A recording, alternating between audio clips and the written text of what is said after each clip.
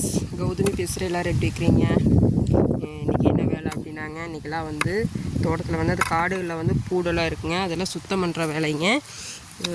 இந்த ஆனி மாதம் ஆரம்பிச்சிட்டாவே வந்து நமக்கு இந்த கக்குளிஞ்சியெல்லாம் நிறையா இருக்குங்க. அதுகளெல்லாம் வந்து நம்ம கொத்த வச்சு இந்த மாதிரி கொத்த வச்சு நல்லா கொத்தி சுத்தம் பண்ணணுங்க. 2 மாதத்துக்கு பண்ணாதான் ஒரு 2 ஏக்கர் கிட்டத்தட்ட நம்ம அதை காட்டை சுத்தம் பண்ண முடியுங்க. பார்த்திங்கனாவே தெரியும், இது ஃபுல்லாகவே வந்து கொழிஞ்சி சரியாக தான் இருக்குங்க.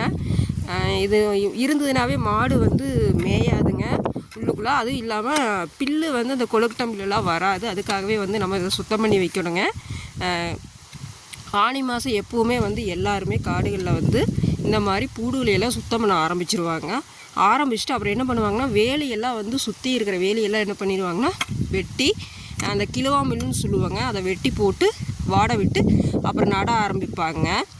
நட்டுட்டாங்கன்னா நம்ம வடகிழக்கு பருவம் ஆரம்பிக்கிறப்போ வந்து நமக்கு மேவெல்லாம் வர ஆரம்பிக்குங்க. அப்போது ஐப்பசி கார்த்திகை மாதம்லாம் பார்த்திங்கன்னா அடமழை காலம்.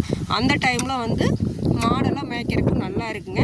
இந்த மாதிரி பூடு செடியெல்லாம் இருந்ததுன்னா அதில் வந்து மாடு மேயாது, பில்லும் வந்து அந்த சமயத்தில் வராதுங்க. அப்புறம் பூடு செடி தான் வந்து நல்லா வளர்ந்து வந்து நிற்கிங்க. அதுக்காக இப்போ இந்த ஆடி மாதத்தில் நம்ம எல்லாம் வந்து இந்த வேலி இந்த காடையெல்லாம் சுத்தம் பண்ணி தீ வச்சு விட்டோம்னா மாடு மேய்றதுக்கு நல்லா இருக்குங்க. இன்றைக்கி அந்த வேலை தான் ஆரம்பிங்க. இன்னும் 2 மாதத்துக்கு இந்த வேலை தாங்க. பார்த்தீங்கன்னாவே தெரியுது ஃபுல்லாக வந்து எவ்வளோ வந்து செடி பூடுருக்கு அப்படின்ட்டுங்க. இதெல்லாம் வந்து சுத்தம் பண்ணுறக்கே பார்த்திங்கன்னா ஒரு 2 மாதத்துக்கு கிட்டத்தட்ட ஆகணுங்க. 1.5 மாதம் ஆகும். ஏன்னா நம்ம வந்து கையில் தான் வந்து கொத்த வச்சு கொத்தணும், கொத்தி அதெல்லாம் தீ வைக்கணும். இந்த வேலையெல்லாம் நிறைய இருக்குங்க. Okay friends, thank you.